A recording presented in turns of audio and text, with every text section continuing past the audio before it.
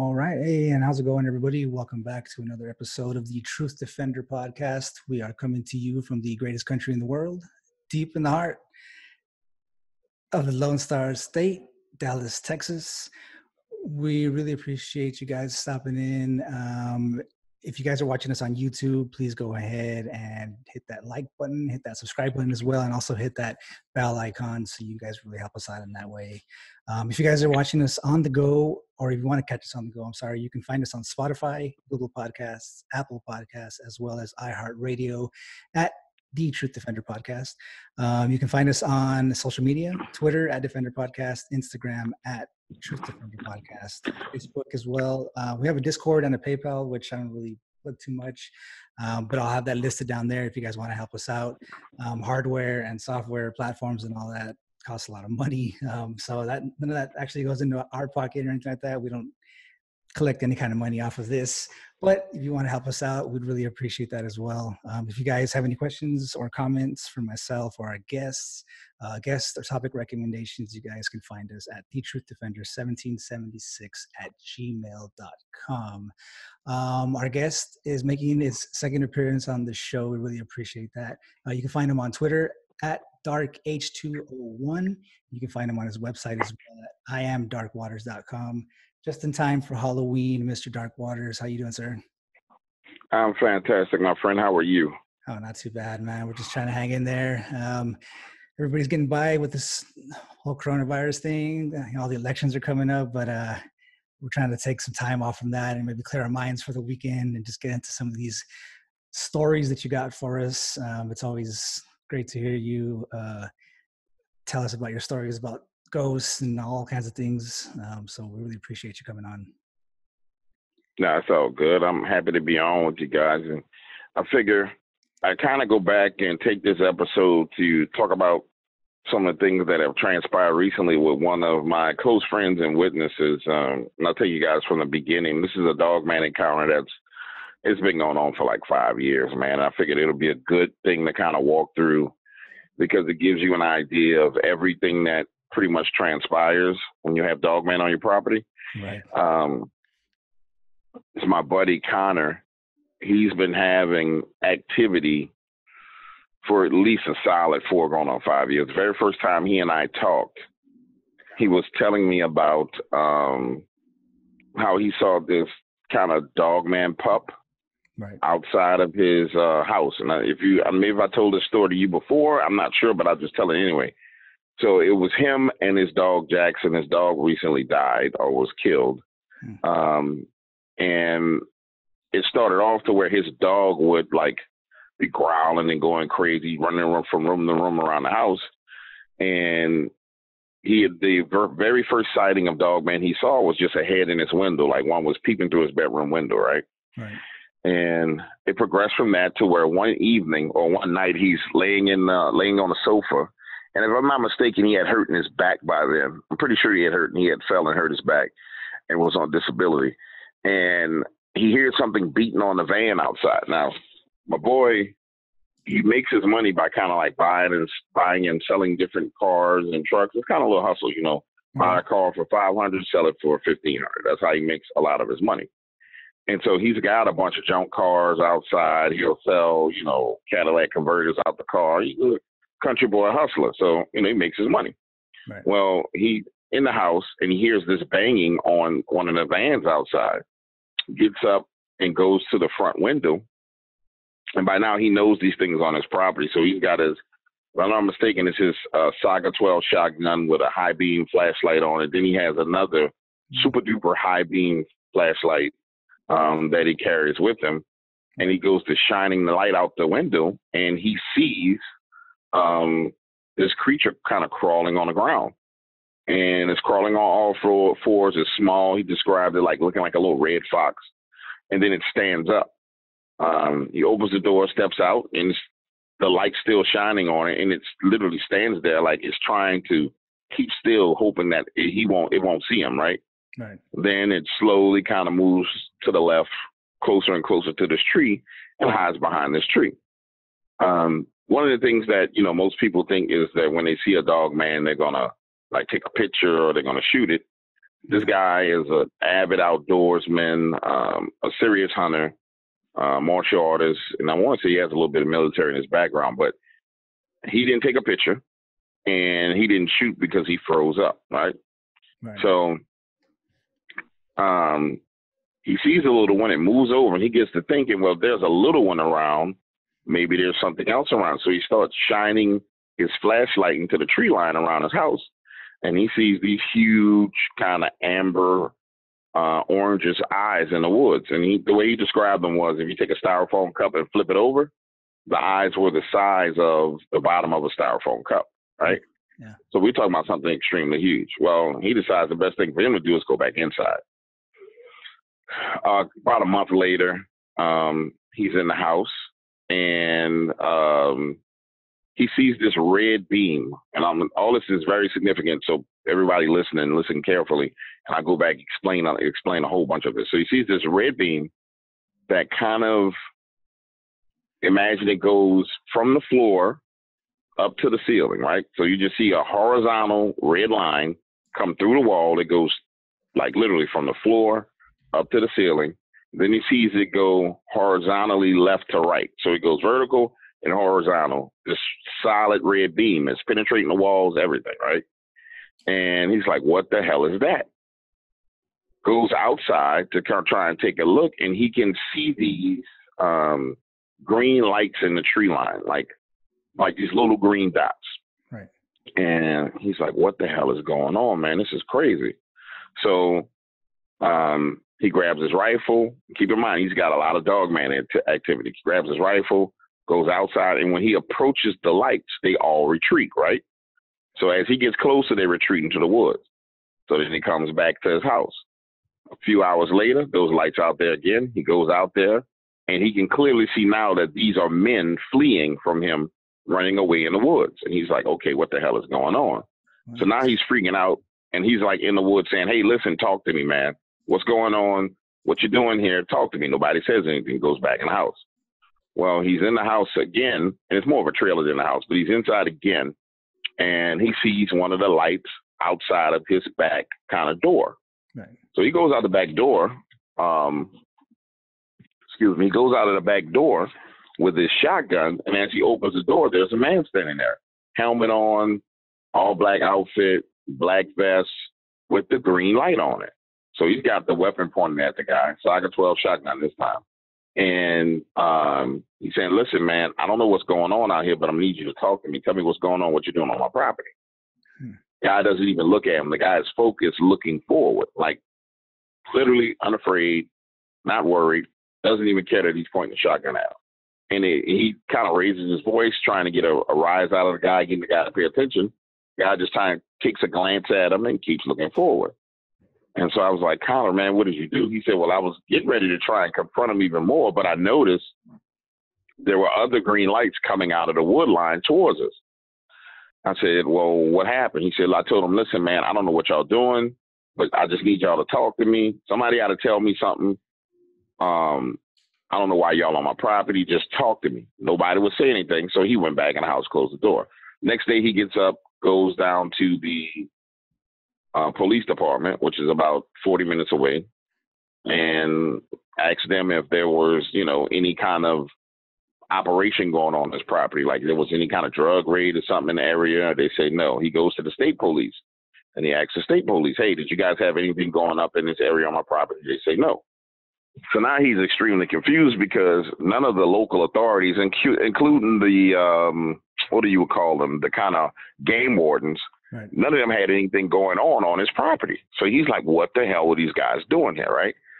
Goes home because he was up all night. He goes to sleep, wakes up again. They're back out there again. So now he gets pissed. And so now he's chasing them through the woods. Like, y'all going to talk to me. Chasing them through the woods, like a quarter of a mile through the woods. And these guys, the two that he was chasing, ends up hopping into a black van and pulling off. So he's like, dude, I don't know what the hell's going on out here. This is crazy. Now, let me pause right here. This had been going on for a long, long time, but I did not allow him to talk about it publicly because we didn't know what that was at that point in time. We didn't know who it was. We didn't know why they were there. And I had never heard anything like that, right? Since then, I've heard about those guys a couple of times. But prior to that, we had never heard anything like this. The green lights on the helmets, these pretty much larger than normal sized men in the woods around the property, right? And particularly associated with Dogman. So I was really concerned about his well-being because I'm like, okay, this is some kind of military squad and they're doing something. I don't think we should talk about it. So time passes. I did an album of his stories called Dogman Undisclosed, but I switched up everything in the stories because I was really concerned for his safety, right? Finally, he decides he's going to tell the whole story himself. And you can hear that on an interview on my YouTube page called Dogman and the Handlers, right? The handlers being those guys that had the helmets on. Right. All right. So fast forward, he does that interview. All the activity kind of calms down in this area. So I periodically would call and check on him every other month. Hey, buddy, you all right? Yeah, buddy, I'm fine. Nothing's going on. You know, they still come around, but they're not really doing anything. They're not trying to bait me to come out of the house. I think we got a good understanding with them, me and Jackson, right? So months passed, bro, like literally months passed, and I hadn't talked to him. But my talk show host, Sean Graham, and Connor became really cool. So Sean calls me one day and says, hey, you might want to have a conversation with Connor. And I was like, well, why? He said, because he found his dog dead and he kind of lost it and he's been tripping. And I'm like, oh, what the hell, right? Yeah. So I call him, he doesn't answer. Call him again, he doesn't answer. Finally, we talk. And he starts to run down the rest of the event. So imagine this. You are on your way to work to do a renovation on a property, right? And stop by the store, you know, to get you some water and a couple of snacks. And the guy in the store tells him, hey, man, you know, I just saw the police up on your property, man, with lights and guns drawn. I don't know what's going on. So he hurry up, hops in his truck, heads back home.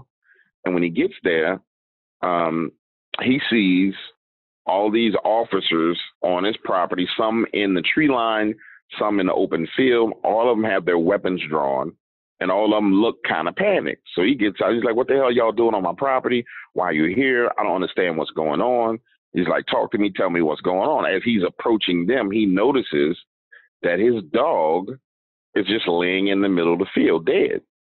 Goes over to his dog. Now, you understand this dog meant so much to this guy because literally for the past 5 years that I've known him, the only friend that I've known him to have is that dog, right? I've never heard him talk about my buddies coming over for beers, you know, my homeboys coming to watch the game. Like, it was just him and his dog. Right. To give some more reference about that day, let me pause right quick, and we're going to put a little stick pin in that. That same morning before he left to work, he let Jackson out of the house to go use the bathroom. The dog takes out the back door running, runs out into the tree line and starts barking and growling. He's thinking, well, you know, there's something out there in the tree line, but I don't think it's nothing bad. Calls the dog, and the dog comes back. He locks his dog inside the house and goes about his business to work, right? Now, pick back up where we left off. We're back in the field. He's surrounded by these guys. All of them, their weapons are drawn, and he's looking at his dog laying there, right? And so now he's thinking that they shot his dog, so he's pissed off, like, what the hell did y'all do to my dog? Why did you shoot my dog? They're telling him, listen, you know, we didn't shoot your dog. We came here to make sure you're safe. He's like, make sure I'm safe? What do you mean, make sure I'm safe? Well, we wanted to make sure you were safe, right? Right. He says, well, what's going on? Nobody wants to tell him what's actually happening. But he knows what's in the woods around his house. So he tells them, he says, listen, I know what's in the woods around here. Tell me what happened. Nobody's responding. Goes over to his dog, and he notices there's literally blood everywhere, like blood all on the ground, all surrounding his dog, but his dog is not bloody. There's not a drop of blood on his dog. Picks up his dog, puts him on a tailgate of his truck, and, you know, is trying to talk to them some more. Like, look, tell me what's going on, explain it to me. And he's a little pissed at this point in time. Those guys leave. As they're leaving, two more guys come from deeper in the woods. So he confronts them. Hey, man, you're on my property. I want to know what's going on. Why are you here? Their exact words are, oh, we wanted to make sure you were safe. We need to know that you were safe. He says, well, if you want to know I was safe, why are you in the woods? Why are you not in my house? He's like, why are you not checking the house? Then he asked the guy, hey, did you go in my house? Because my dog is outside. I locked the dog inside. He's like, no, sir, we didn't go in your house. We just wanted to make sure you were safe. Those guys leave, right? Now, he drives on up to his house, goes to the back door, and he notices there's this blood all over the back porch. Like, not a little bit of blood, but a lot of blood all over the back porch. Then he goes to turn the doorknob, and the doorknob is broken. Like, it's, you know, like somebody just twisted a lock and broke it, right? Right. And so he goes through this rage period. He buries his dog, goes into the woods looking for Dogman. Like, literally goes. First couple of nights, and this, I'm condensing this because all this happened, like this in and out of the woods took place over 4 months. Because he was silent for about 3-4 months. So he goes into the woods at night, you know, super high beam flashlight, AR-15, you know, 30-round drums, and he wants to shoot these things. He goes into the woods, turns off the lights, and sits. Right. And he was like, James, you know, they would circle me and come, circle around me, but they would never come anywhere close to me. And he was like, I would sit there and be like, come on, y'all know you're here. Just bring your ass so we can get it over with. You know what I'm saying? Yep. But they wouldn't come anywhere near him.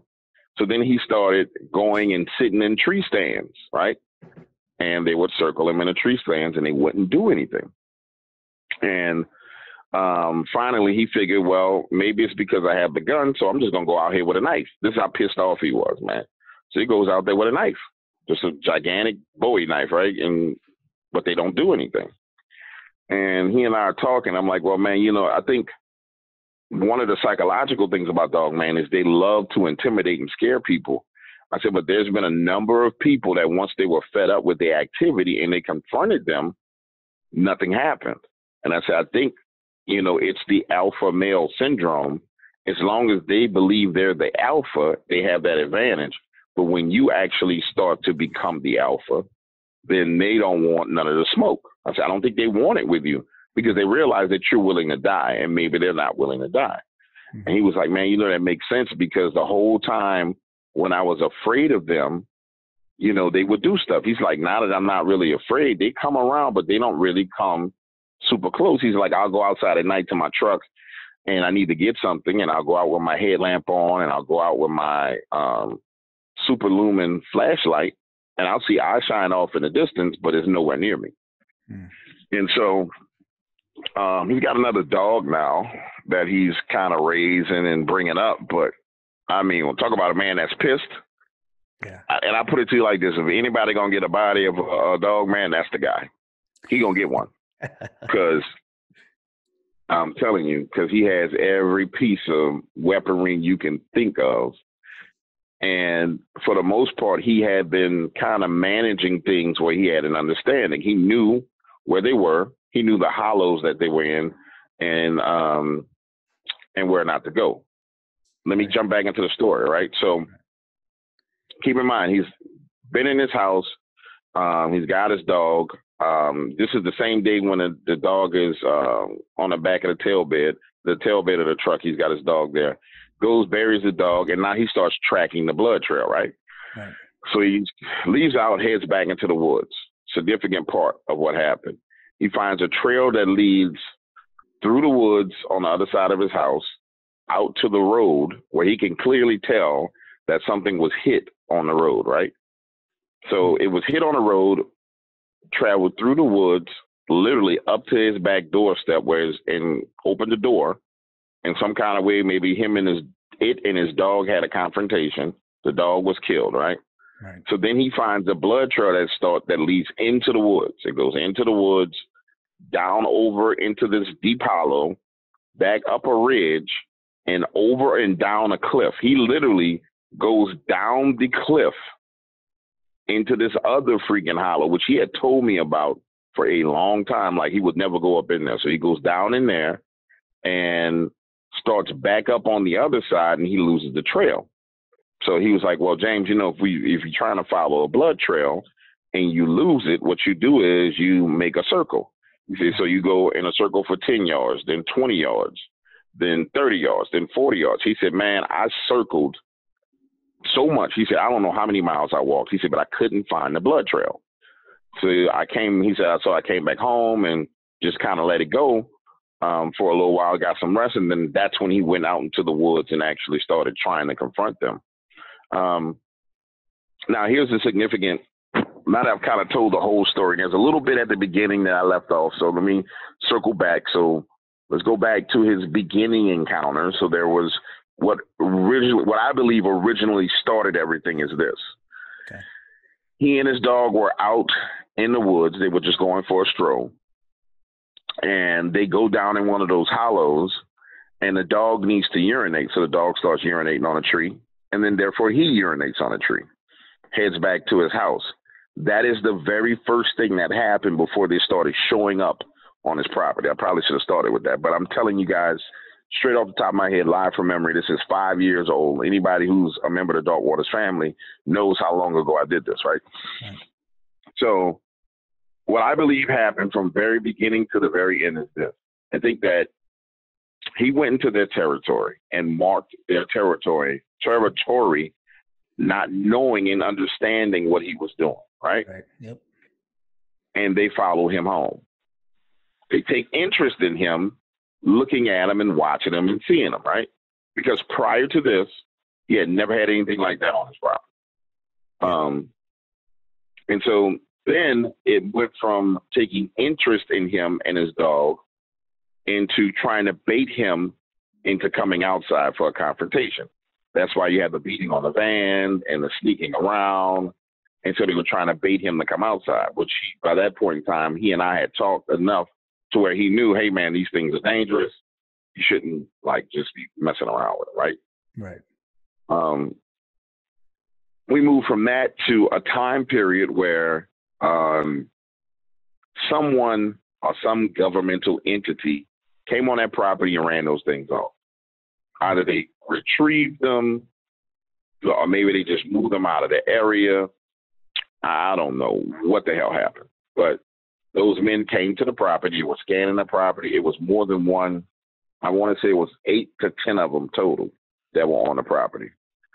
So some team came out there either looking for them or came to retrieve them. That I'm not sure about. I can't put my finger on exactly which scenario it was, but it's one of those two options, right?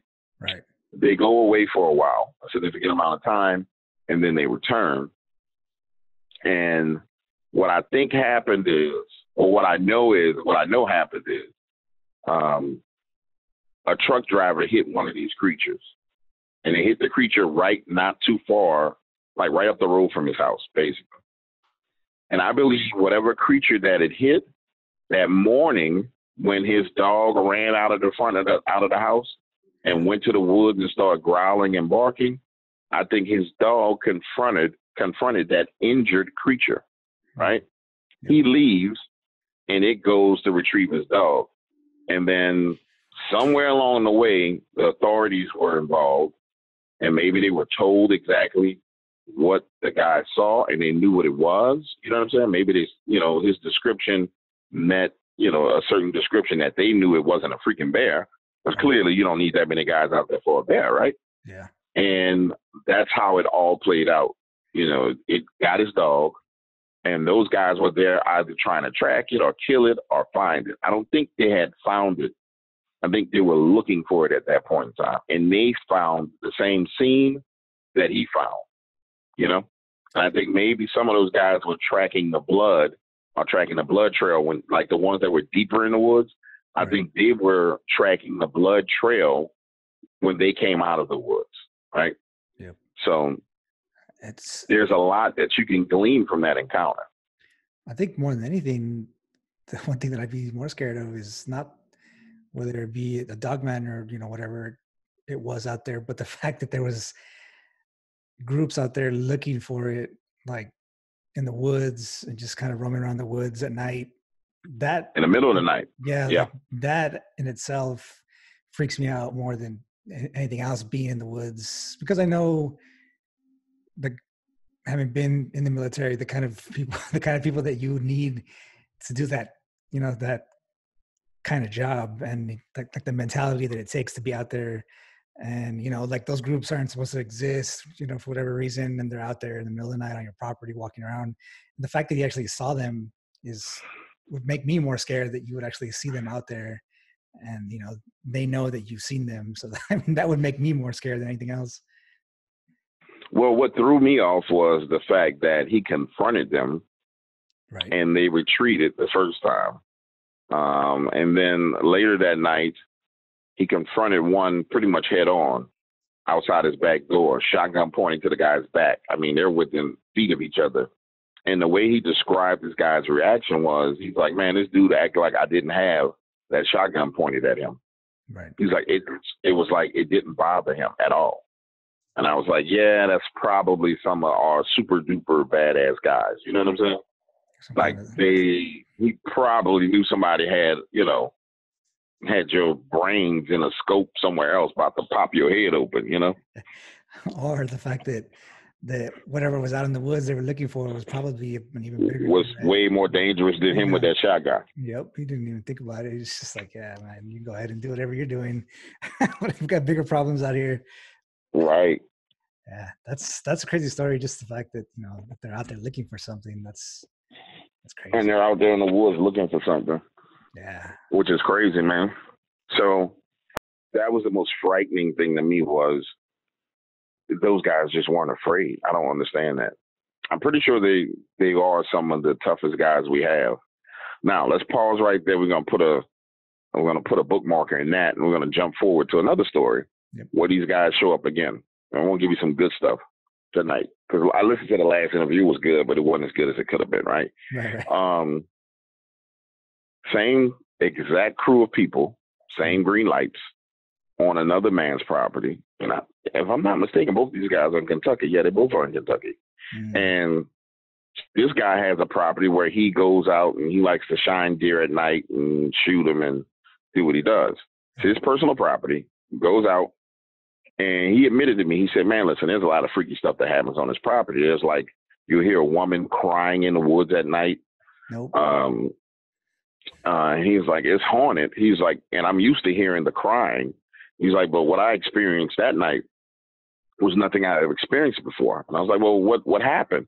He says, well, I'm out there. I hear the woman crying in the distance, and I'm cool. I'm not tripping. He says, but I'm walking, and I get this feeling like something's coming up on me. And I'm like, well, describe the feeling. He's like, you know how someone brushes past you and they make a wind?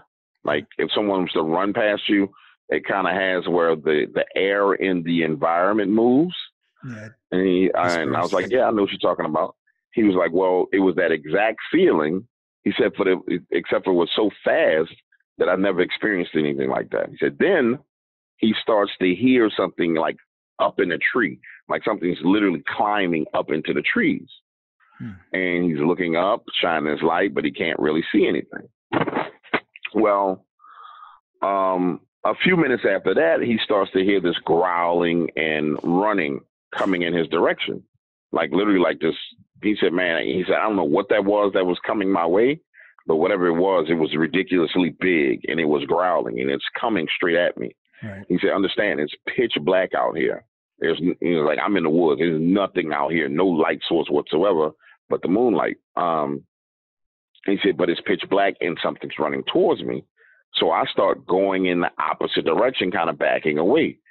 Now, to paint the picture, kind of to make you guys understand, the clearing where he was going to shine and where he was shining is right in front of him, right? There's a clearing, and then on the other side of that, there's the trees and like a tree line. Right. To the right of him is where the clearing kind of circles around, but there's a tree line, and he's like right on the edge of it. So imagine like there's a circle, and you're on one side of the circle, and then that noise is coming from the opposite side. But then on your right-hand side, he starts to see these green lights moving towards him in the woods. And he said, James, man, it was literally like a row of green lights in the tree line. And I said, so was that not your property? Was it someone else's property in that area over there? He's like, no, all of this is my property. I'm like, okay, that's freaky and weird. Well, why were these? And at this point in time, he didn't know what the green lights were. Right. He did well. To be specific, he didn't know I knew what those lights were, right? Right. And so I'm waiting on his kind of description of what's going to come next, because I don't want to. You never want to tell a witness what you know prior to them kind of disclosing what they know, because if they're lying, then they kind of just build on the information that you've given them, right? So they'll build their lie on top of your truth. So I say, well, man, what happened with the lights? He says, well, I start to circle back to the trail that I came up. And he said, the problem is that trail that I got to take loops back around and in the direction of those little green lights that were coming my way. So I turn off my headlamp. He said, I turn off my flashlight, and I'm just moving slowly through the woods, but I got to circle in that direction to get back to my vehicle, to get all the way back home. And he says, as I get closer and closer, I realize that these are men walking on my property in the middle of the night with these helmets on with these green dots on top of them. And so I'm like, okay, so this is the same crew of people, and something weird is going on. I don't tell him this. So I'm just thinking this, right? So like real quick, is it like green dot, like green, like LED lights or something on the top of the helmet, or is it like night vision? LED lights on top of the helmet, not night vision. Okay. LED lights on top of the helmets. Okay. And that's what I asked him, because I was like, oh, those night vision goggles? Right. He's like, nah, this was just a green light on, like a green LED on top of the helmet. And that's the same thing Connor said. There was no night vision. It was just a green LED. Now, do you know what the green LED is for? It's probably like, so like when you're designating targets, like in the military at night. So like those laser sights that they have on the rifles, you can like mark a target, and whoever's flying like the gunship or like a drone, they can see what you're pointing at, like at night. So there was probably something monitoring them on like from the air, and those are just like little markers so they can see that it's them and not like somebody else, so that way they can shoot them or whatever. Right, so someone's monitoring. Okay, that makes sense. So that's how they track them from the air, right? That makes a lot of sense. Yeah, because like sometimes if you're using, like some of them have rifles with like these little lasers that you can't see with the naked eye, but when you have the night vision on, you can see the lasers. So that's just like little strobe lights that, I mean, I don't know why anybody else would be able to see them, but if somebody was watching them from the air, they'd be able to tell who's who, that's them. So it definitely is some type of operation going on there. And that's what I kind of figure. I've never been in the military. I don't know about the freaking helmets, and I don't know none of that stuff. I just know that this is crazy. So listen to this. He's circling back down the trail, but he's got to go in their direction. And he realizes he's going to be in between two of these guys. And he gets a good glimpse at one of them. And he said, man, this dude is huge. He's like, homeboy was big, like stupid big, like way big. And he's 6'6". He said, man, this guy was way bigger than me. He said he wasn't super tall, but he was big, man. He was the Rock size big. Like he wasn't no, normally your military guys are slim, trim, able to run. Like, I know a couple of contractors down here, they're in great shape, but they're not massively muscular. You know what I'm saying? They are lean, mean fighting machines, right? And he's like, these dudes is big, man. And I said, well, did you say anything to him? He was like, man, I wanted to, but I didn't know if that was the best thing to do. So I just kind of kept still and tried to work my way past him. And he said, I realized that there was another one coming up behind me. So I just took off running to my truck and got the hell out of there. All right. So he gets out of there, comes back the next day. Come back the next day, goes to the exact same spot where he was, looks at the tree, and you can clearly see where something had climbed up that tree. I mean, clawed its way up that tree. The tree he was standing next to, right, when it all started. And you could see where it tore the bark off the tree all the way up to the top. And then he started walking, looking for prints to see if he could find prints of whatever this thing was that went up into the tree. Instead, he found boot prints. And the boot prints were, in his exact words, he was like, dude, these dudes had feet the size of Shaquille O'Neal. He was like, we were talking about 18, 19-foot boot prints. And I was like, that's not possible. He said, I'm telling you what I saw. He said, I'm telling you, I measured it, and this is what they were. He's like, the smallest one I saw was 15. And I'm like, Jesus Christ. So I'm not sure exactly who they are or why they're there. So we're looking at like super soldier type stuff, because that's what I'm thinking we're looking at. Yeah. And that would explain why. And this is the problem. No, this is not the problem. This is why you have to have multiple data points when you talk about certain stories. You got to get a story from one witness who encountered something, and then you need to get a story from another witness and another, because as you get more of the encounters, it's like a puzzle that starts to come together. Now let's jump back to Connor's encounter, right? Let's jump back, to that. He said he had the Saga 12 shotgun pointed at the guy's back. The dude acted like he wasn't scared or worried about it.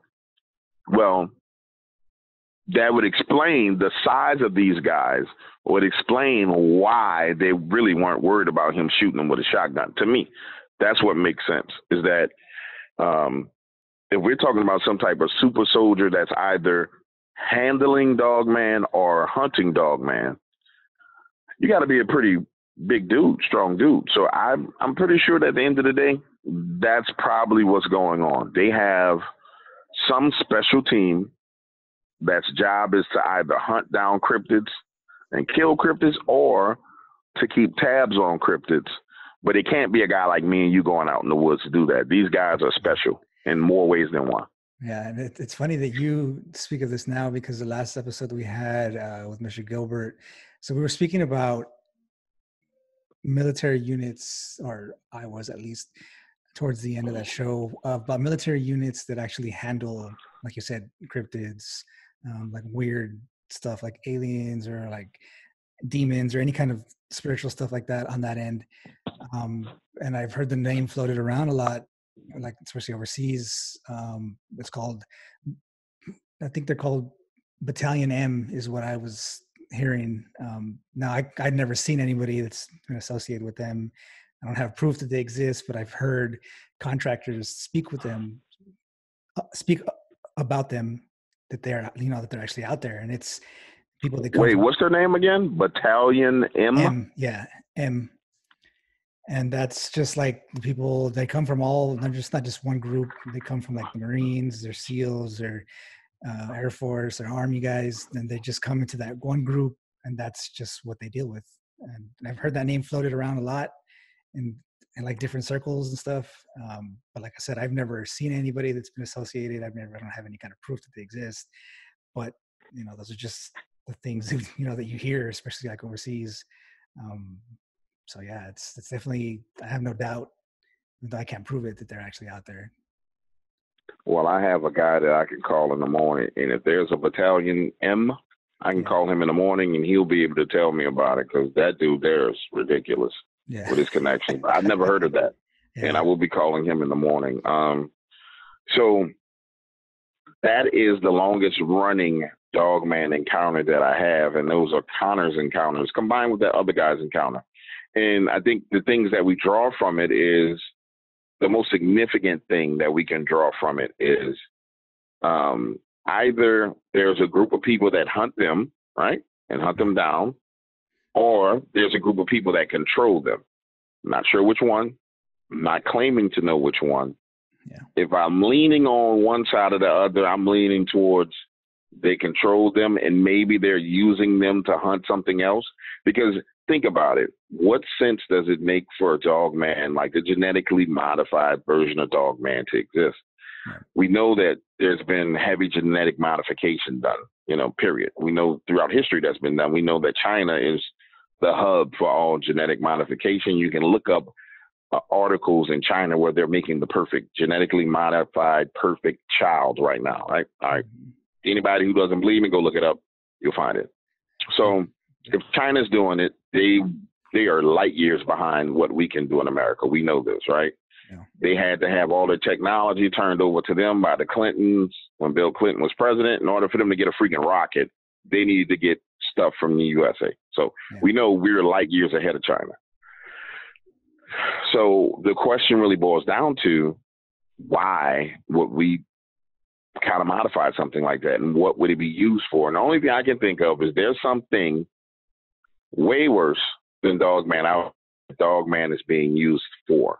You know what I'm saying? Yep. That's the only thing that makes sense. Yeah. So the way worse thing is what I'm focused on now to try and figure out what it is. I've had 2 stories about something way worse, but I've told those stories, but I'm waiting on this 3rd story that this guy shared with me. I'm waiting on him to either screw up and lie to me or to get the final confirmations that he's telling the truth. He and I have been talking for about a month now, right, and the story hasn't changed. I've injected all kind of foolishness in his story, and it keeps correcting me, but I gotta keep on kind of hammering away at him to see if it's true. But there's gotta be something way worse than that, the Dogman out here, in order for them to be using them in the way I believe they're using them. It's got to be something way worse. Because imagine, you saw the footage of the Fort Pierce Dogman, right? Where it ran across the screen, right? Mm-hmm. So you saw how fast that was, right? And I'm talking about a millisecond or a split second, this thing ran across the screen. Why in the hell do you need something that fast? Yeah, to catch something faster. Thank you, to catch something faster. So, now that's going super duper deep in the Dogman right there, bro. No, yeah. I mean, it's definitely, they definitely use, I mean, there's definitely something out there. It's what's worse than like a Dogman, or maybe, you know, I've heard stories that they like fight against Bigfoots, you know, or whatever, but there's also stories of like people seeing things in the woods that look like freaking predator with like that little like freaking silhouette like in the woods and stuff like that. So I mean, it's that's definitely out there. Yeah, it's crazy that they would need to make something that vicious and fast, like you mentioned, to be hunting other things down. It just, like you said, it's scary to think what else is out there that they're looking for. Yeah, I mean, and I've said it over and over again. There's this fascination with Dogman right now. That's cool. I'll play ball and play into the hands of it. But when you really think about it, what the hell else is out there that these things are being used for? Because there's clear evidence that they're being used. I don't know if it's for tracking or fighting, but it's clear evidence that they're being used. And what I want to get to is the bottom of what's out there. Because, you know, great, Dogman exists. We know it exists. We know it exists. We've seen the photos. We've seen the video. But what else is there? And I'm going to get to the bottom of that. That's kind of my mission right now.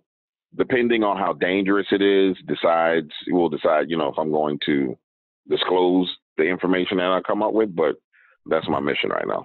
Yeah. And it's, you know, like I mentioned, the fact that what we think are super soldiers that are, you know, out there maybe tracking it or trying to control it, or, you know, whatever. Maybe they were actually hunting something else, and the Dogman was just kind of like, you know, like their dog that they take with them when they go hunting, you know, or whatever. But there was definitely, if they weren't hunting that freaking Dogman, they were hunting something else out there.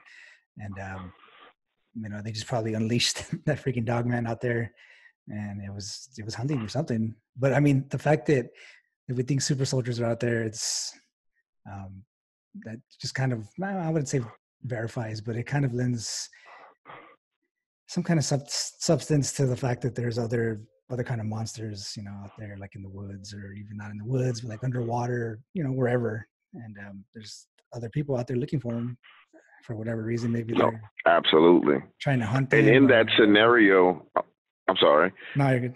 But go ahead. No, you're good. No, I was going to say, in that scenario, the last one I told you about, the guy on his property that heard the kind of woman crying in the woods. Mm-hmm. Clearly, the growling was coming from across the other side of that clearing. And the guys were coming from his right, walking in a straight line for the most part. So when I kind of just drew it out on paper, it was kind of like a search party in my mind. Because think about it, I got a row of guys walking towards me, and then I got something huge growling and running towards me from head on. So to me, it seemed like it was them pushing in one direction with the Dogman coming towards whatever that thing was in a tree. And so I just think they're out there using them to hunt. I think that's what it is. Maybe. I don't know. Yeah. It's kind of hard to be definitive on it, but they got to be using them for something, man. And I'm leaning towards they're using them to hunt something else. Yeah, hunting parties. Yeah. And it's, like we mentioned when I brought up the fact that there was groups overseas that were doing the same thing, especially in like those, in like Afghanistan and like other countries like that, where they're just historically known to be places where there's like demons and angels and giants and all that kind of stuff.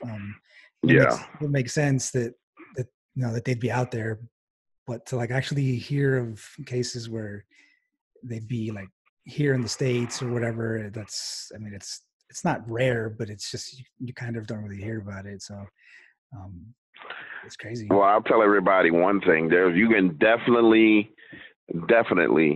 know for a fact that there's a whole bunch of weird stuff on this planet that people are searching for, because when they released the Hillary Clinton emails, one of the things they discovered in Hillary Clinton's emails was that she was trying to figure out where the tomb of Gilgamesh was. Right. She was inquiring about that tomb. Now, most people don't know who Gilgamesh is or was, but Gilgamesh was the same person as Nimrod out of the Bible. Right. Nimrod was the person that had the Tower of Babel, right? So if Hillary Clinton is looking for Nimrod, then that just lends credence to a whole bunch of stuff that I would say we would have to believe to be true. Yeah. Because we're talking about people in our government looking for something that it was documented in the Bible. Yeah. So, I mean, when I heard that, I was like, that's deep. That's so freaking deep that it's insane. Because if the government knows where Nimrod's tomb is and where he was buried, right, then you can go back all the way to Genesis 6 and run through all of that about the fallen angels sleeping with the daughters of men and corrupting everything in God's creation. Yeah. And meaning genetically modifying everything that he originally created, whether it be, aliens did it or actual fallen angels did it. To me, a fallen angel would be considered an alien to anybody who ran across him, right? But either way it goes, it just validates all the stuff that was going on back in those days. And, nowadays we're in an environment where people used to say that the things that we are talking about, are crazy. But, no longer are we in the days where it's crazy. It's pretty much par for the course right now. Crazy is par for the course. So we're living in interesting times. We're living in very interesting times, my friend. Yeah, definitely more so now. I mean, things are escalating rapidly, especially now that the elections are coming up. Things are getting crazier. There's a lot more crazy crap out there in the world that is either being awakened because it's supposed to be, and it's just the time, or there's people like you mentioned, like Hillary, that are looking for it for a reason, and they're trying to bring shit back that we don't need on the earth. But it's going to be coming. And like I mentioned, like I said, our last show that we had, like Wednesday, I believe it was, we were talking about the Book of Enoch, and the fact that like all the giants and like Nephilim and stuff like that, you can find a lot of them overseas, like in those areas like Afghanistan, Iran, stuff like that. And one of the theories that I had put out to him was that maybe we weren't really in those areas of the world for like the poppy fields or the oil or any of that other nonsense. Yep. But that we were just in that area of the world to try to find those things, and we were trying to, make sure we get our hands on them first, or we're trying to open some kind of tomb or some crap. And that's really what my whole theory on that, because even since 2001, when it kind of all started, and we're still there, and and it's just crazy that we've been in that part of the world for so long, and it doesn't look like we're going to be getting out anytime soon, even though they say we are. But there's always going to be some kind of presence out there, and it definitely wasn't over oil or any of that crap. So no, I think you're right. When you have to go back and be not a historian, but a lover of history or a connoisseur of history to understand that there was Operation Paperclip, there was Operation High Jump. During the Iraq War, the very first Iraq War, they raided Saddam Hussein's private museum, or the Museum of Iraq, and took all kinds of artifacts. So, and when I say they, I mean the U.S. military did. So it's clearly something else going on out here that we're not privy to.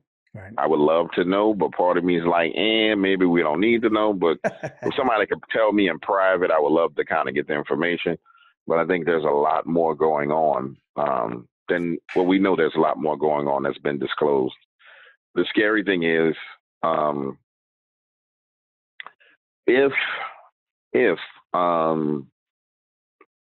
let's just say that the rumors are true of the things that are out there. That means that 95% of world history that we know is fake. You know what I'm saying? Yeah. Literally means 95% of world history is fake. Now that's a scary thing. And it's all hidden from us. So I don't know. Interesting times, interesting topics, but as far as that Dogman is concerned, or Werewolf Buddy Boy, I think we kind of got to the bottom of what he's up to and what he's out there for. Yeah, definitely. And that was, so those areas were in Kentucky, right? Is that what you said? Yep, in Kentucky. Whew, there's a lot of hills out there, a lot of country, a lot of woods. It's, I mean, who knows Dude, what's out there? So many Dogman encounters come from Kentucky in those hollows. Yeah. It's ridiculous. I mean, so many of my encounters have come from that area. And you got to realize that I only tell the ones that people allow me to tell. Yeah. Like the off-book encounters, some of those are just terrifying. People being dragged down into hollows, watching their friend that was with them hunting being dragged down into a hollow. And they're like, what the hell? Like, then going to the authorities and telling the authorities, and they say, well, there's nothing we can do. I mean, that's the kind of stuff I'm talking about, man. Yeah. Like they say, hey, man, there's nothing we can do. We're not going to find him. Yeah, literally. I wouldn't want to go out there either, man. I'm sorry about your friend, but what do you think I can do about it? I'm telling you, man, it's crazy stuff that I've heard and I've talked to people about. And some of the stuff is so crazy, I don't really like to repeat it because it'll get to the point to where people are saying, well, man, you're lying. And I know I can't get that witness to come forward and support me in the story because they're frightened and they're afraid to really speak out, So I'd rather not tell the story because now I'm out there jumping out the window by myself. Yeah. And when I say, hey, I need you to come and corroborate my story, they're going to be like, no. That's the beauty of what I do. The stories that I do tell, if someone was to say, well, Doug Waters, you're lying. Okay, hold on. Let me call this guy. You know what I'm saying? Let me get him on the phone. Yeah. And let him repeat what I just repeated to you. And it's happened a couple of times on interviews where I was live and there was a call-in show and I'll tell a story and the person will call back, hey, man, you told my story almost correct. You left out this part. And I'll be like, well, didn't we agree to leave that out? And yeah. Oh, yeah. You're right. We agreed. Okay. Now, and let me shut up and they'll get off the phone. So. Hey, yeah. Well, yeah, man, it's great. It's these whole freaking Dogman things are just crazy. I'd like to get down to the bottom of it as well, but I don't think I want to have too much information. Like you said, I don't want to know like who's in charge of them, who's making them or whatever, where they come from. But like you said, if somebody wants to tell me as well, I'm all ears. I'm not going to tell your secret to nobody. Just it'll be between us and that's it. And I I took a board position on this new project called dogmancams.com. Yeah, so I think this is going to be an interesting project for the whole paranormal realm because they're targeting active Dogman, Bigfoot areas, and Wendigo areas, which I don't know how the hell they're going to get into an area with a Wendigo. That means you need to go on to Native American property, but hey, that's up to them. But they're going to target those areas with 24-hour streaming cameras. Right. And it's no game because they want me to put a camera down here in New Orleans. Actually, this is how crazy these dudes are. They want me to put a camera in Dogman territory down here, which I got some of my friends to agree to go with me to put it up. And they're going to pay me to do that. Then they want me to sneak into Jazzland Themes Park and put a camera in there, which Jazzland has all kinds of stupid, crazy stuff go on because it's an abandoned theme park. And he was like, look, we'll pay you $1,000 to put up each camera. I'm like, I'll take the 1,000 for the first one. The second one, I don't know. But maybe I'll find some, some guys to go out there and do it. But man. they're serious, man. You need an extra gun. Let me know. Do it. Yeah, we'll be on down there. Shoot, in a heartbeat. Yeah, man, these guys are serious. So I know they have a camera going up in Fort Pierce. Right. I put them in contact with Connor today to put a camera in Kentucky by Connor, which I don't think he's going to have a problem with that at all, because as long as he can see the stream, I think he'll be happy to have a camera on his property. Sure. I know they're consulting with Linda Godfrey to get cameras in the area. I don't think they're going to get on Skinwalker Ranch, but I think they're going to get one on the property next to Skinwalker Ranch. So these guys not playing, bro. They dead serious. Like, they're going for it. To where you can log in and pick a camera and watch it. That's about to be insane. Yeah, and when they first approached me about it and first wanted to get my opinion on it, I was like, man, I think it's genius. I was like, because the biggest, problem in the community is people say, oh, we should have got them on video. We should have got them on a trail camera. We should have evidence. But nobody's actually really coordinated an attack to go out and get evidence. It's always been relying on getting evidence by happenstance or by chance. You know what I'm saying? Yeah. Nobody's actually said, okay, I'm going to go get evidence. But I'm not going to put myself in an environment where I'm going to get killed, but I'm going to go out there and get evidence. So could you imagine they put up a camera and then something turns the camera? Like, come on. Or something comes and block. Oh, my God, it's going to be insane. So it's going to be crazy, the fact that they're going to be trail cameras and stuff like that. Like, it would be, hopefully somebody somewhere would be wise enough to know that they should put them high enough, hopefully, so that they're just not like on the ground level. Because I mean, it's kind of, if a Dogman walks up on one, it's not going to be from the front, obviously, if they know, exactly what they are. I'm sure they would know, what's a camera and what's not, but they'd just walk up behind it and just rip it off the tree or something, or like other animals like bears or whatever. But hopefully somebody is actually smart enough, that they'd actually put them high enough, hopefully. So if they do actually climb up towards the cameras, you'd actually be able to see something climbing up the tree or whatever. But that's definitely going to be interesting. Well, these aren't trail cameras, because I got one, because I got to go out there. It's a security camera that's connected to 4G wireless network. So it's nice. A cellular network wireless security camera that feeds into an app that is solar powered. So, because my agreement was, hey man, I'm gonna put this out there. If you need me to go back, you have to pay me more money. And it's like, nah, you're not gonna need to go back.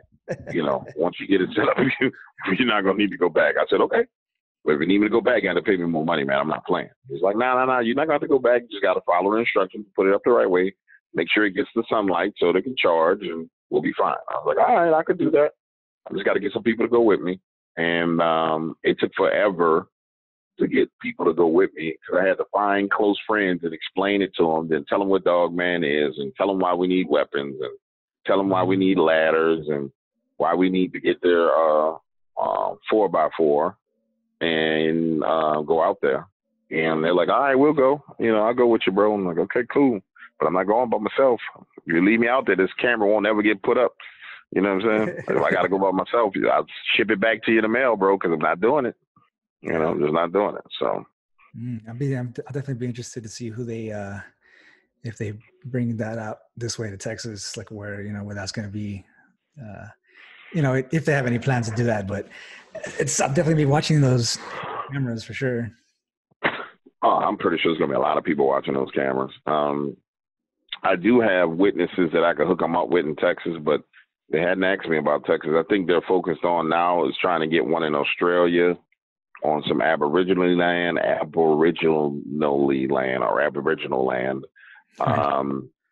which has a lot of Dogman activity. And that was the last thing I talked to him about. It's like, yeah, we're trying to get one in Australia, and we're trying to work to deal with the guy and the landowner. And the landowner's cool, but the guy that we have to put it out there is scared. He doesn't like going. And I was like, well, I can understand that. You know what I'm saying? It's not like he's a coward for not wanting to go turn his back to the woods and climb up a tree and put something in a tree, man. You know, you're definitely going to be vulnerable while you're doing this. Yeah. It's not a game, you know? Yeah. It's not like playing PlayStation, so I can understand. So I anticipate that taking the industry by storm. I know they've talked to Dave Schrader from iHeartRadio and the Hoosier Files, which is on Travel Channel. So they're not playing. I can tell you that much. They're not playing. Definitely. They are not playing. It'd definitely be interesting to see when that all goes up. We can start watching these woods, see what's going on out there. I mean, who knows? It might not even be like a Dogman. They might be catching other stuff out there. So, yeah. Man, down here, ain't no telling what they're going to catch. I can tell you now, it's way more than just Dogman in that area.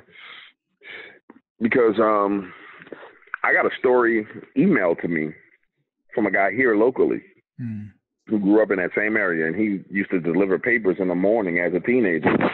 And he described something like a pale white man running after him from out of the woods.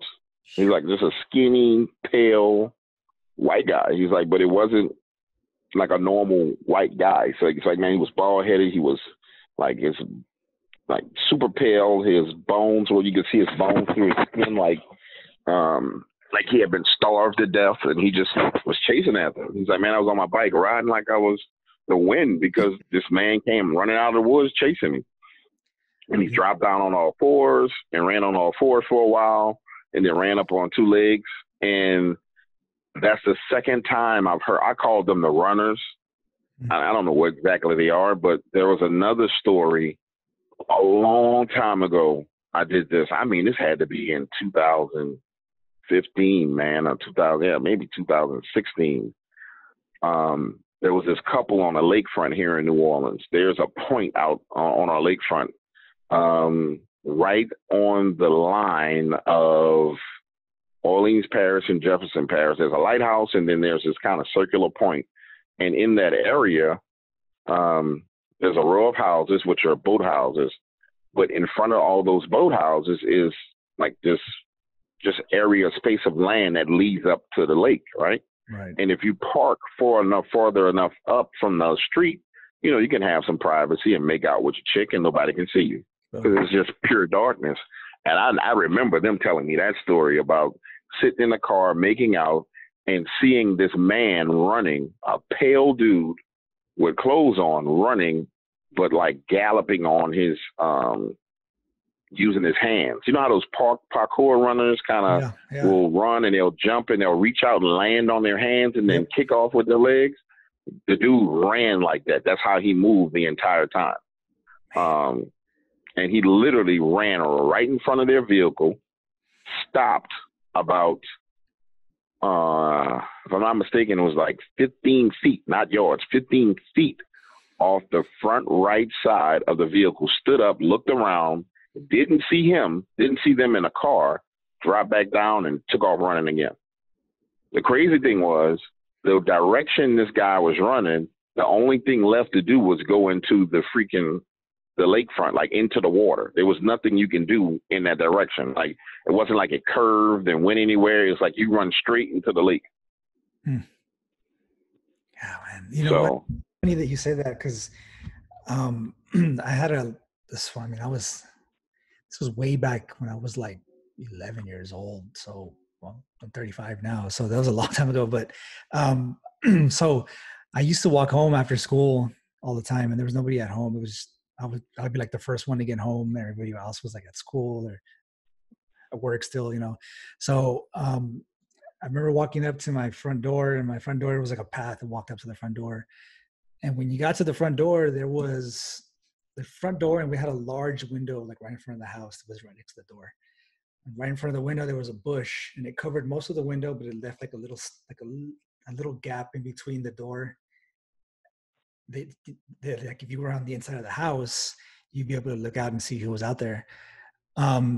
So I remember walking up to the front door, and I opened up the slide door on the outside, and I had the key, and I was about to put the key into the door so I could unlock it. And I was looking down for some reason, and like out of the corner of my eye on the left-hand side, I noticed movement. Like if somebody had moved the curtain open and was looking out the, like out the window to see who was at the door. And I kind of froze because I knew that at that time I was supposed to be the only one that was getting home. Like my mom was at work, everybody else was at school and stuff like that. So I'd be the first one home. So I didn't even think like, oh, maybe my mom's home or whatever, because her car wasn't even there. So I froze, and I remember seeing this out of the corner of my eye, and I kind of like looked up slowly, and just like you said, a white something, like a white face, all white. Even the eyes were white, and it wasn't like you could see the pupil or anything. It was just all white. Lips were all white, like everything was matching, and it was just staring at me through the curtain, or like with the curtain pulled back. Oh, hell no. And so I was just looking at it, and I didn't know what to do or like what to say or anything. I didn't even like scream or anything. I was so scared, and I just stood there for maybe like a minute or so. And then I just kind of backed up slowly. And the whole time I was backing up, I was walking backwards, and I was still staring at it. And all the way till I got to the sidewalk, it was just there, and it was just staring at me the whole time. So I just walked like off down the street a little bit, and I stayed out there for like another hour and a half until my mom came home. She was like, "What are you doing out here?" And I was like, "There's something in the house. I'm not going in there." Like I didn't want to go in. So my mom was like, she didn't give a shit. She didn't care. She was just like, "Let's go and see what the hell's going on in here," whatever. So she like went inside the house, and there was nothing there. But like, I swear for like the next 2 weeks or so, I did not go home alone. Like I waited outside until somebody came home. And it was just like the scariest thing I'd ever seen up until that point. It was crazy. Nah, bro, that's scary, dog. That's like stupid scary. Like, especially being a kid. That's oh no, buddy. No, not for me, buddy. I'm not going in the house.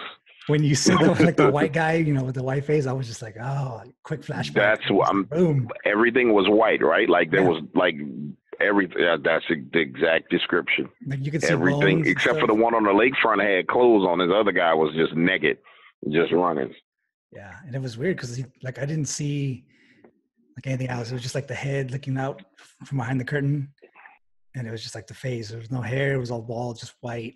Even the eyes were all white. Like it all matched all the way through, and you could see like all the bone structure and stuff, but like it didn't blink. Yeah, that's what I'm like. Yeah. Like you could see exactly. That's the description. I don't know what the hell that is. Like I thought it was a crawler, like the night crawler, but it's not crawling, dude. It's running, walking, and galloping. So it ain't the night crawler. The night crawler is supposed to be something that like crawls on some stupid legs and arms that are too short. No, these SOBs will run you down. And I don't know what that is, dude. Could it be like the rake? Have you heard of the rake before?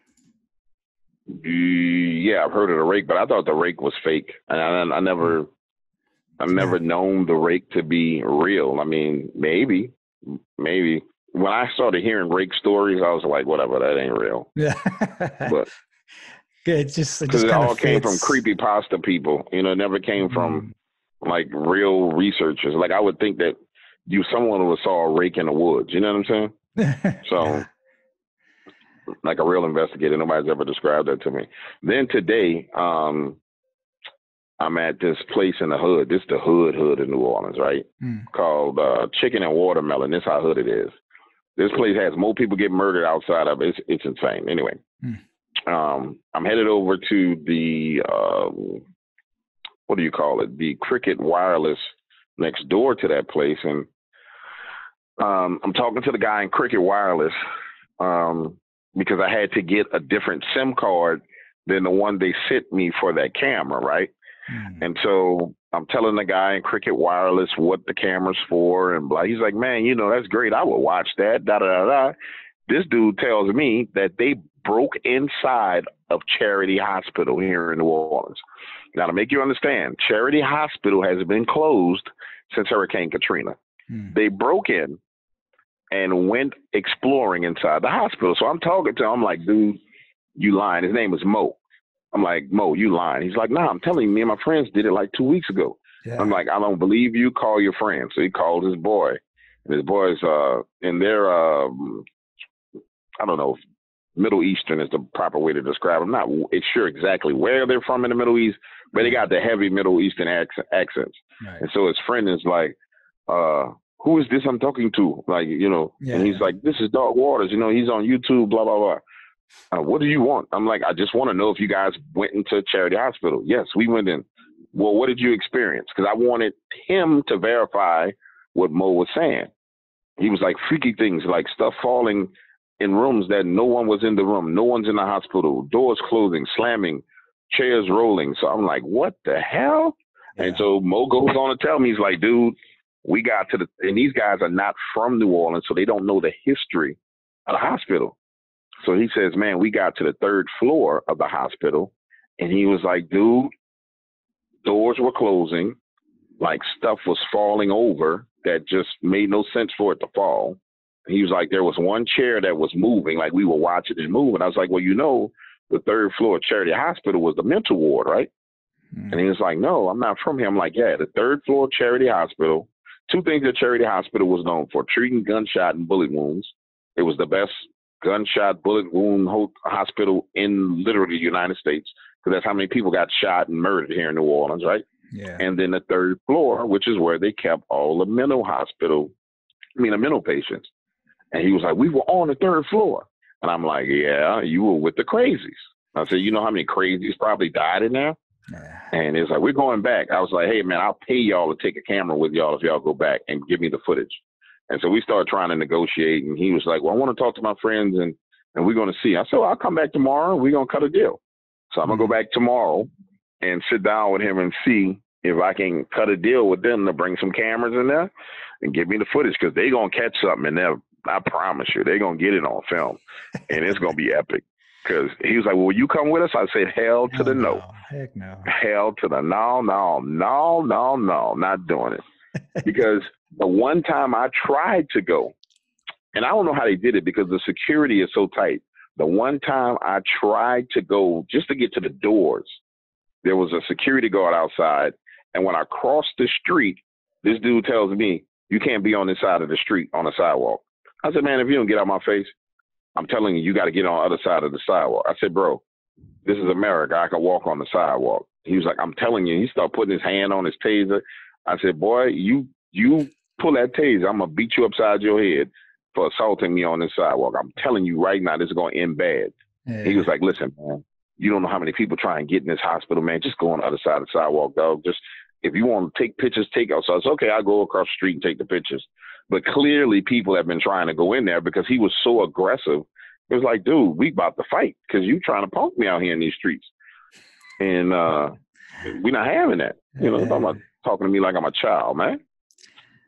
So is it like they have like a bunch of gates around it and stuff like that where you can't even get close to it? Oh, there's an entire fence. This is how I don't know how there's an entire fence around the whole building. That building takes up an entire city block in downtown New Orleans. Put it to you like this. If you're looking at a map of New Orleans, there's the Superdome, right? Right. Directly across the street from the Superdome, there's like a Dave & Buster's. On the back side of that Dave & Buster's, on the back street over, which I think is Girard Street, is where Charity Hospital is. It takes up the entire square block, and it's right there next to the VA hospital. Yeah, that's a Veterans Affairs. So it's right next to the VA hospital. And it takes up the entire block, and the entire block is fenced in. Like when they do haunted tours, they give you a van tour. They put you in the van and they drive you by Charity Hospital, and they talk about the lights in Charity Hospital that come on at night, even though there's no power. And there's been plenty of people driving on the interstate who will take a picture of a light being on inside the hospital on one of the floors, like in a room, just a light on. And ain't no power in the building for there to be no light. Yeah, definitely one of those spots. Mm-hmm. Boom. Yeah, I can see why they have all those guys out there. A lot of people are trying to get in, seeing what's up. So I'm definitely interested to see how they get in there and if they can get back in there. That should be pretty good. Oh, I'm definitely. If they foolish enough to do it, I'm doing a deal. I can't pay them the whole bunch. Be like, look, $500. Take your camera, get some footage. Here you go. I'm paying you cash, and I'm gonna wait for you to come out. I'm gonna give you your money, and you're gonna give me the camera. Yeah. I'm gonna be out there like a paranormal dope dealer.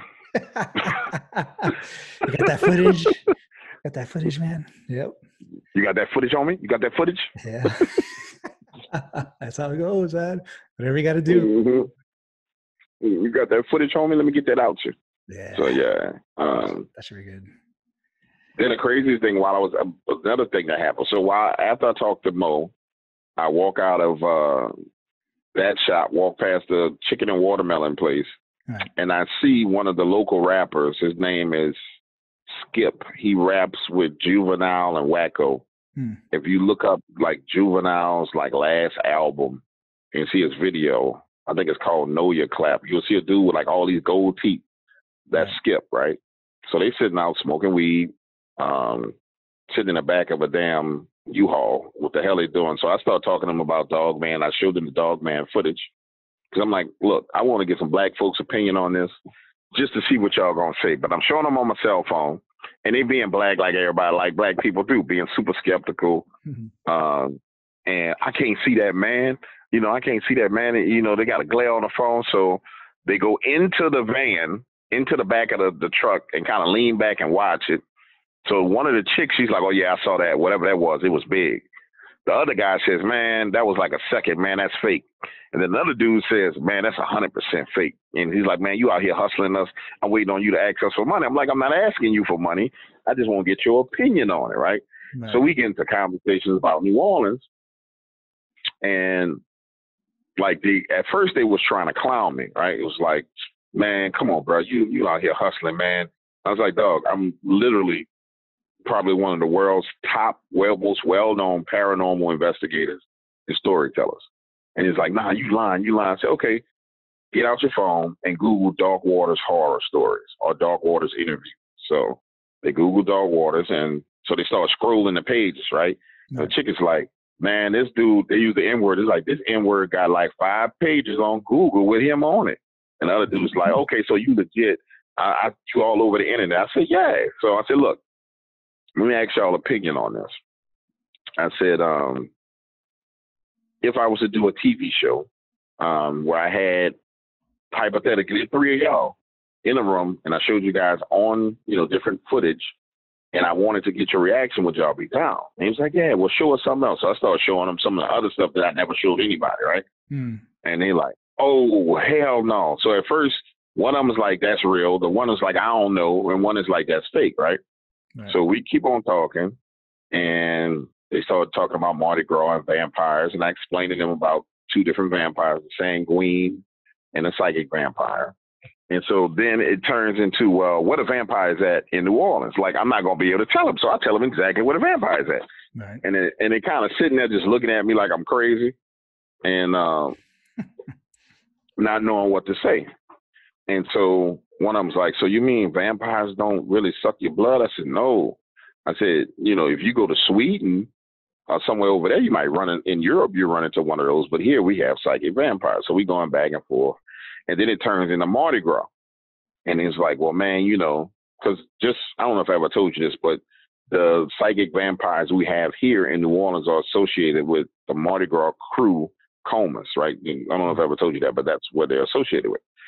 And so we start talking about Mardi Gras. And I'm like, man, y'all don't even know the history of Mardi Gras. He's like, yeah, it came from Mobile. And I was like, no, it didn't come from Mobile, Alabama. I said, Mardi Gras is old world Roman traditions of celebration. I said, and it was child sacrifice. It was all kind of wild, crazy stuff that happened. So I started breaking it down to them. And I was like, what do you guys think the tradition of eating the king cake and the baby being in the king cake comes from?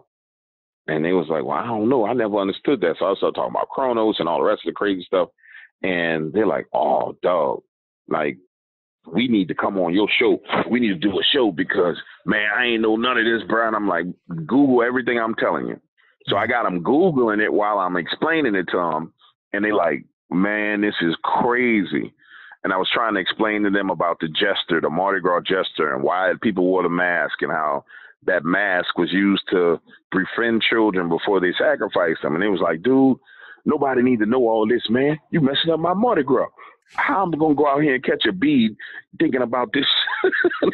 It was hilarious, dude. But it was hilarious. That's crazy. It really was. It was funny. Yeah, that's pretty cool. Yeah, I mean, a lot of people don't have no idea what it's all about, so they're just out there still doing all the rituals and stuff. And that's what people need to understand, is that you're recreating the rituals every year, and you have no idea for what or why. It's just out there.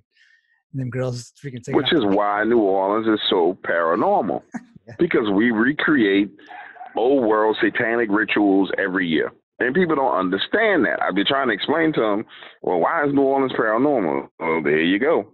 That's why. Between the ley lines, the violence, the death, the hurricanes, the hoodoo, the voodoo, the sangria, and then the honoring of old world gods and traditions, you have a paranormal hotspot.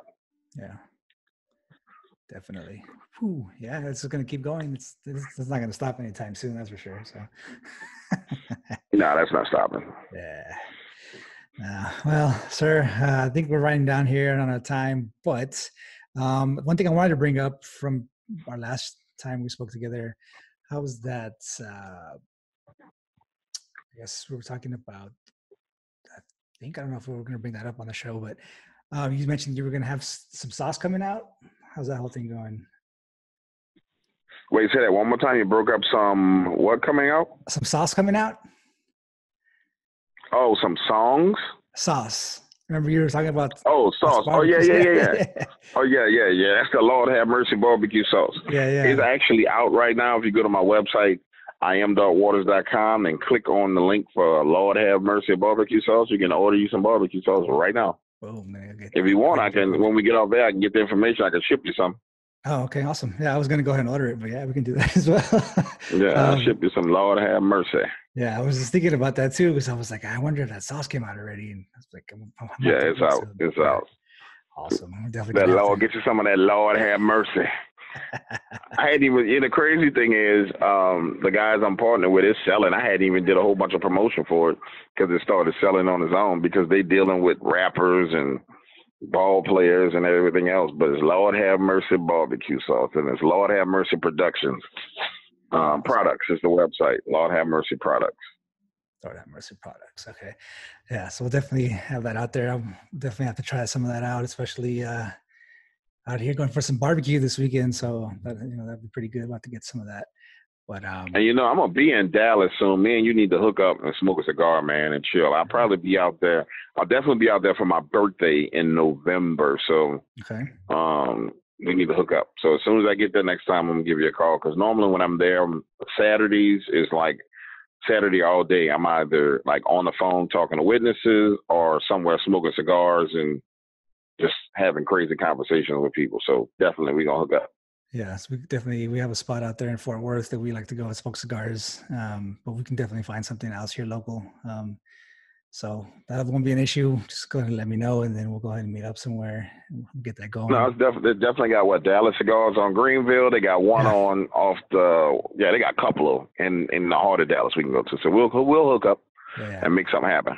For sure. Yeah. So we'll definitely get that going. And then like I mentioned before, for everybody who wants to find Mr. Dark Waters on Twitter, you can find him at darkh201. Then you can also find his website, iamdarkwaters.com. Make sure you get yourself some of that barbecue sauce. And then we'll be definitely looking out on the website for any new content. I'm definitely interested in that whole video thing. So hopefully we'll get those up and running soon, so we can see if we can find some Dogman out there.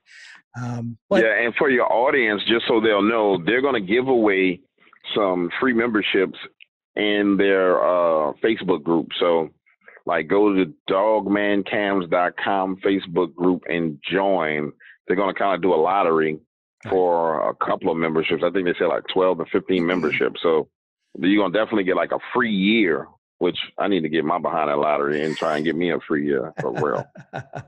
You would think that they have you out there running in the woods, putting up those cameras, they can hook you up, but Nah, they paying me, dog. So they Yeah, want it's their true. money back. I wouldn't give them nothing for free if I paid them. So I don't blame them. Yeah, it's true. Yeah. Well, we'll see what happens there. But yeah, hopefully everybody hit up that website and get yourself some free time on them cameras out there. That should definitely be interesting. But everybody, I really appreciate you guys stopping by. Like I mentioned before, if you guys are watching us on YouTube, make sure y'all subscribe and hit that bell icon. Make sure you guys hit the thumbs up as well. That'll really help us out. Like I mentioned before as well, you can catch us on Spotify, Google Podcasts, Apple Podcasts, as well as iHeartRadio. We'll link all the social media down below: Twitter, Instagram, Facebook. We have a Discord as well and a PayPal, but whatever. If you're feeling like you want to go ahead and give a little something, we really appreciate it. But I'm not going to be pushing that too much, but it's there. Yeah, get that man some money, man. Give him some money. Yeah, and it's mostly like hardware and software isn't cheap, man. So that's pretty much what that's going to be going to. So I really appreciate you guys. If you guys, like I mentioned, if you have any questions or comments, you can reach us at truthdefender1776@gmail.com. We really appreciate you guys stopping in, Mr. Dark. I really appreciate your time, and we'll definitely be hooking up in the future here. Like you said, for your birthday, hopefully next month. Mine's in December, so we'll have to do a little something there. But really appreciate your time, and stay blessed, sir. Everybody out there, stay blessed and stay frosty. We'll catch you next time.